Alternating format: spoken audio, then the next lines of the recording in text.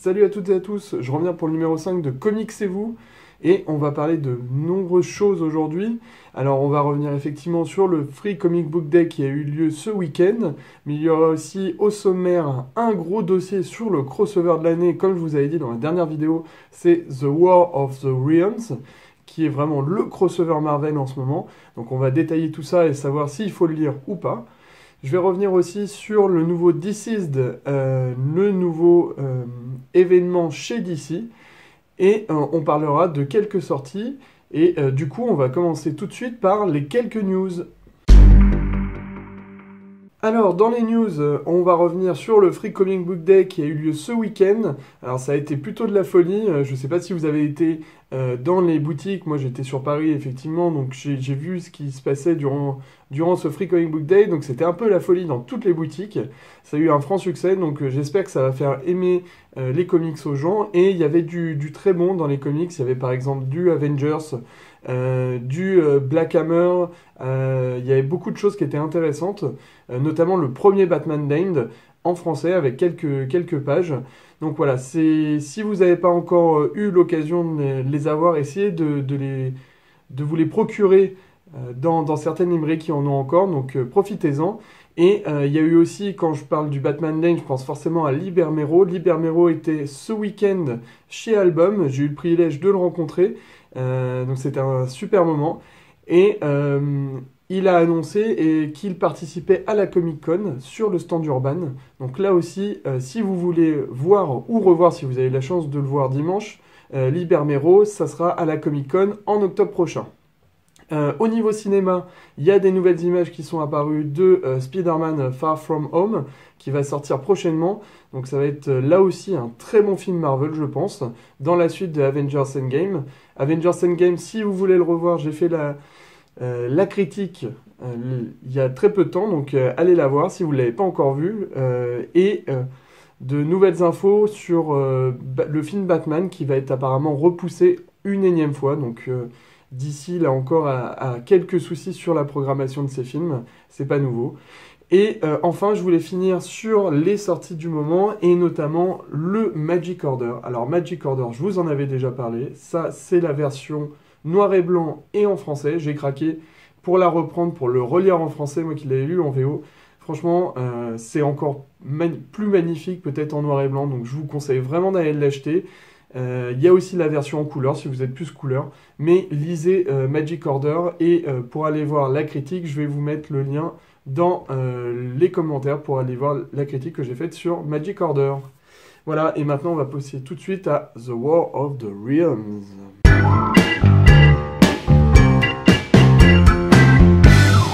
Alors, le dossier de la semaine, The War of the Realms. Donc c'est le crossover Marvel qui est sorti donc début avril. Donc là on est déjà au numéro 3, c'est une sortie toutes les 2 semaines. Et ça prend ses racines finalement dans l'histoire de Thor. Commencé par Jason Aaron et Russell Dauterman il y a déjà pas mal de temps, avec notamment Jane Foster dans le rôle de Thor. Et l'histoire principale, pour retisser un peu le lien, c'est Malekith, l'elfe noir, le roi déchu du royaume des elfes noirs, qui reprend le trône et qui va créer une véritable coalition contre tous les royaumes qui sont autour de l'arbre-vie. Alors, tous ces royaumes-là, ça fait référence finalement à la mythologie nordique, à la mythologie de Thor. Et parmi ces royaumes, on retrouve bien évidemment le fameux Asgard, mais aussi le royaume des elfes blancs, le royaume des géants de glace, le royaume des nains, le royaume du feu. Voilà, ce sont tous ces royaumes-là, au nombre de 10, qui vont se battre et qui vont perdre petit à petit contre Malekith. Donc voilà, toute cette histoire finalement prend ses racines, donc, comme je vous le disais, dans les numéros de The Mighty Thor,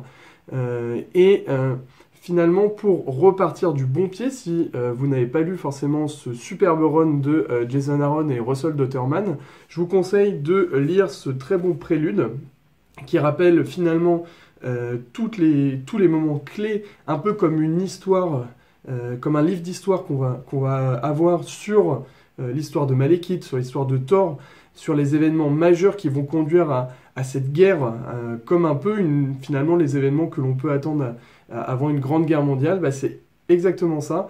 Et ça vaut vraiment le coup de revoir en plus le dessin de Dotterman qui est vraiment magnifique, notamment le numéro 700 de Thor, qui me vend encore du rêve à l'heure actuelle, vraiment. Donc allez voir ça, c'est sorti, donc ça c'est le prélude à The War of Realms, sorti en VO chez Marvel, au prix de 35 € si je me trompe pas. Donc ça c'est un bon prérequis. Maintenant, c'est pas une fin en soi, vous pouvez commencer directement.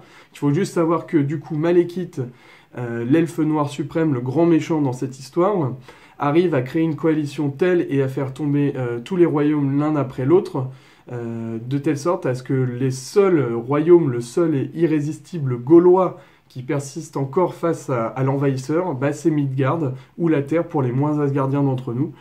Et du coup, la Terre va devoir se battre. Et c'est le lieu finalement du premier numéro de The War of the Realms. Donc ainsi, pour replacer les choses, Jane Foster, entre-temps, a été Thor. Elle a perdu son costume de Thor. Elle reste présente avec les Asgardiens et va se battre justement dans ce premier numéro.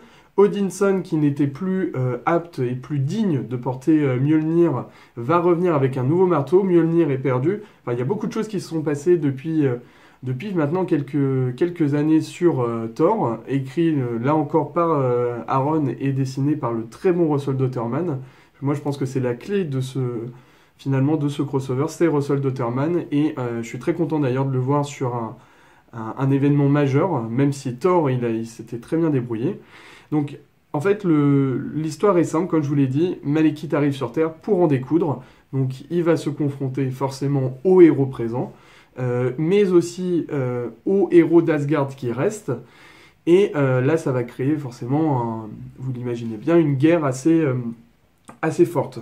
Et c'est finalement le pitch de ce premier numéro. Donc un premier numéro qui, je trouve, est moyen dans l'écriture. Finalement, c'est assez attendu. Ils se tapent tous dessus, il n'y a pas vraiment de surprise majeure. On s'attend forcément à ce que Malekith arrive avec toute son armée et qui commence à taper sur tout le monde. Et finalement, c'est ce qu'on a dans ce premier numéro. Il y a très peu d'informations pertinentes, même s'il y a 2-3 petites choses comme ça. C'est pas majeur. Maintenant, l'histoire est quand même relevée, là encore, par le dessin de Russell Dotterman. Il n'y a pas à dire, il est très bon. Et j'apprécie de le voir sur d'autres personnages que l'univers de Thor, que ça soit Captain America ou Logan. J'ai une vraie préférence pour Logan, il arrive très bien à le dessiner. Et là, c'est intéressant de le voir sur ces personnages-là, et il s'en sort très bien. C'est toujours très coloré, très agréable à voir. Là, on est maintenant au numéro 3, donc le numéro 2 va avoir tendance à continuer le numéro 1 au début, mais il va vraiment s'emballer, on va vraiment avoir un emballement qu'on n'attendait pas, et c'est franchement agréable, parce que si on restait sur les mêmes bases que le numéro 1, on se serait un peu embêté, je pense. Et donc ce numéro 2 va créer un véritable tournant, et plusieurs petites quêtes vont se mettre en place pour essayer de vaincre Malekith qui est surpuissant, et finalement j'ai l'impression de voir un peu un Thanos surpuissant comme on pourrait le voir dans un film Avengers. Là Malekith semble surpuissant par lui-même, par sa force propre, mais aussi par l'armée qu'il a constituée. Donc il va falloir essayer de le briser petit à petit, et c'est justement ces quêtes annexes qui vont se mettre en place durant cet événement, enfin durant ce numéro 2, avec certains moments, certaines pages qui font penser à des guerres telles Avengers, un peu épiques, un peu apocalyptiques. Donc ce numéro 2 vraiment prend sur la fin un caractère totalement différent et lance l'aventure de manière beaucoup plus sereine pour la suite. Et le numéro 3 n'est finalement qu'un déroulement logique de tout ça. Et on va voir finalement les petites équipes se mettre en place, aller dans les royaumes successifs, essayer de remplir leurs quêtes. Et les équipes créées sont vraiment complémentaires. On a des équipes que je trouve assez sympas dans leur construction, assez marrantes aussi. Certaines sont très marrantes. Et ça crée quelque chose en plus pour ce numéro. Et le dessin de Russell Dotterman, je trouve qu'il évolue, même s'il part déjà d'un point assez important, vous l'aurez compris, mais il évolue durant ces numéros, et dans le numéro 3, je trouve que là, on a vraiment atteint un degré de dessin très, très, très, très sympa, avec un plan, par exemple, sur Daredevil. Alors, vous savez que j'adore Daredevil, mais là, on est sur des plans vraiment très beaux, avec de très belles couleurs, c'est toujours très coloré, ça rend vraiment le dessin beaucoup plus vivant, beaucoup plus actif, et ça reste finalement dans la dynamique de Thor, et on garde des couleurs assez asgardiennes en soi, et je crois que Russell Dotterman a créé vraiment cette identité d'Asgard et de couleurs sur Asgard. Donc c'est vraiment très sympa à voir. Donc, si on doit en résumer, là, on arrive au numéro 3. Au numéro 3, là, il y a beaucoup de choses qui se passent. Je ne vais pas vous les révéler, je ne vais pas vous spoiler, mais c'est très intéressant. On est du coup à la moitié de la série, parce que c'est une série qui contient 6 numéros. Donc là, on est vraiment sur l'événement Marvel qu'on attend depuis quelques années. Parce que l'année dernière, l'événement, par exemple, Infinity Wars avait fait flop. Là, on est sur un bon crossover. Vraiment, il n'y a rien à dire.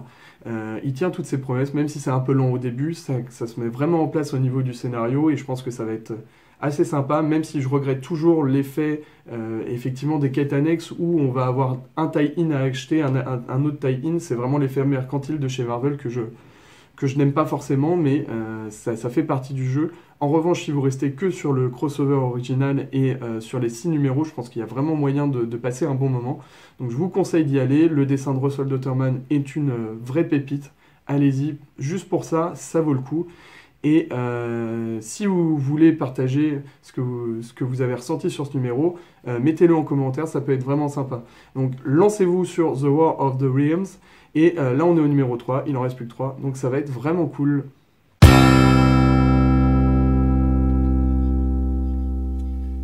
Alors, l'autre événement important, c'est chez la distinguée concurrence, donc chez DC, l'événement Deceased, donc qui est une série en 6 numéros. Donc là, le premier numéro vient de sortir, je vous montre la régular.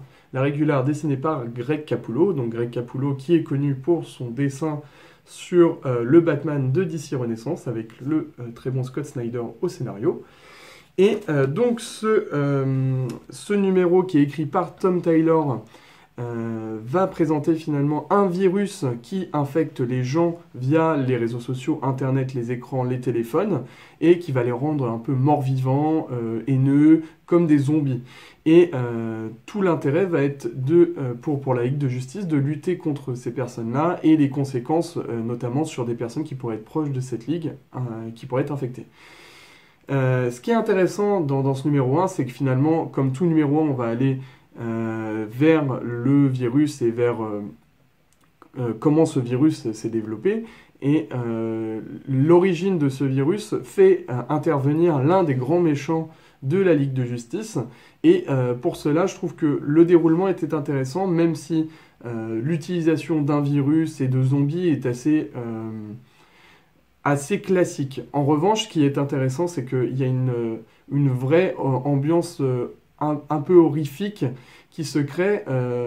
Et pour ça, je pense que c'est intéressant de lire ce premier numéro. Le dessin, en revanche, est très inégal. Il y a une première partie qui va être faite par Ercine et Godiano qui est très sympa. Donc, ils font la première partie et la dernière partie. Et il y a une partie qui se passe dans un univers un peu différent. Je vous spoil pas parce qu'il faut que vous découvriez. C'est là aussi l'origine du virus.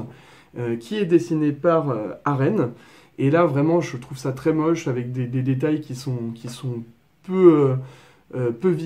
très grossiers, des choses assez enfantines sur le dessin, et même des couleurs qui sont pas forcément adéquates. Et ça gâche un peu le scénario sur cette partie-là. Donc j'espère que pour le prochain numéro, on restera vraiment sur le duo de dessinateurs principal, parce que sinon, ça va perdre de son intérêt. En revanche, ce qui est à noter sur ce premier numéro d'ici, il y a des très belles covers. Donc la cover de Matina, donc Matina qui est maintenant très connue pour ses variantes cover, notamment sur les vêtements Batman Metal. Donc ça, c'est une super cover et très horrifique. Là, on est carrément dans le thème. Et il y a aussi à noter une cover qui est Cocorico un peu, qui est à tirage limité chez Original Comics. Donc si vous avez de la chance de l'avoir, elle est limitée à je ne sais plus combien d'exemplaires, mais elle est limitée à quelques exemplaires. Donc c'est toujours intéressant, notamment quand c'est chez nous. Donc voilà, je vous montre le derrière, c'est Original Comics. Je leur fais pas forcément de la pub, mais je la trouve très très belle. Et il y a donc celle-ci et la Virgin variante, donc sans le Deceased, qui est vraiment aussi sublime. Donc jetez-vous là-dessus, elle est encore disponible, plus pour très longtemps je pense. Et à la conclusion de ce premier numéro de Deceased, mitigé, du dessin en dents de scie, un scénario qui peut être intéressant avec un contexte un peu horrifique, mais qui a besoin d'être d'être amélioré lors du deuxième numéro. Donc c'est une série à suivre et il faudra attendre le deuxième numéro pour voir si elle a vraiment du potentiel ou pas.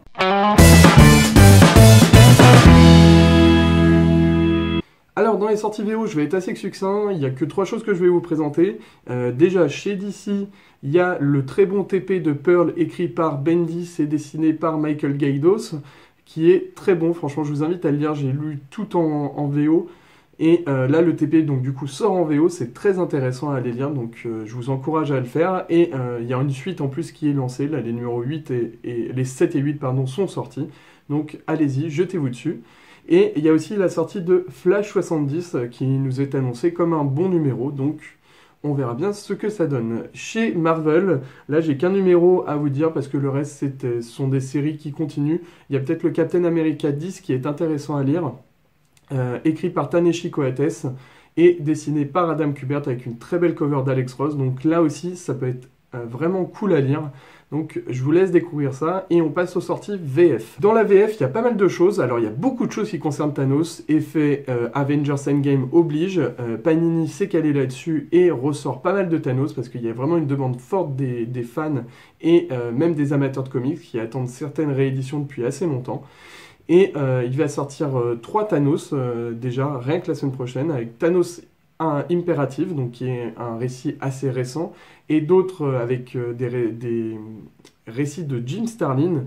Donc Jim Starlin, qui est l'auteur de Infinity War, et entre autres. Et là, on va avoir la réédition donc, du conflit de l'infini de Thanos et l'ascension de Thanos. Donc là, voilà, on va faire un packaging Thanos, il y a pas mal de choses qui sortent sur lui. Et à noter, en plus chez Marvel, la réédition du mythique La Guerre des Armures de Iron Man, qui n'avait pas été réédité depuis pas mal de temps. Donc là, c'est vraiment cool qu'il soit réédité, et je vous laisse l'apprécier à sa juste mesure, parce que c'est vraiment un très bon run, et c'est peut-être même le meilleur run sur Iron Man, donc jetez-vous là-dessus. Et enfin, je vais finir par l'édition de Xerxes, j'espère que je le prononce bien, c'est pas facile à dire, qui est écrit par Frank Miller, donc c'est dans la suite de, par exemple, 300 qu'il avait écrit.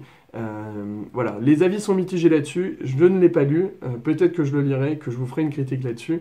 En tout cas, sachez qu'il sort la semaine prochaine, lui aussi. Et voilà, c'est fini, ce numéro était un peu long, je pense, mais il valait vraiment le coup de le faire. J'espère que ça vous a plu. En tout cas, si ça vous a plu, n'hésitez pas à le dire, le petit pouce, hein, toujours.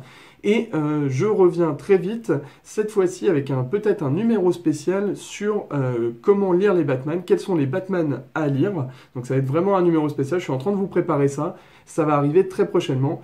Donc j'espère que ça vous a plu et à très vite.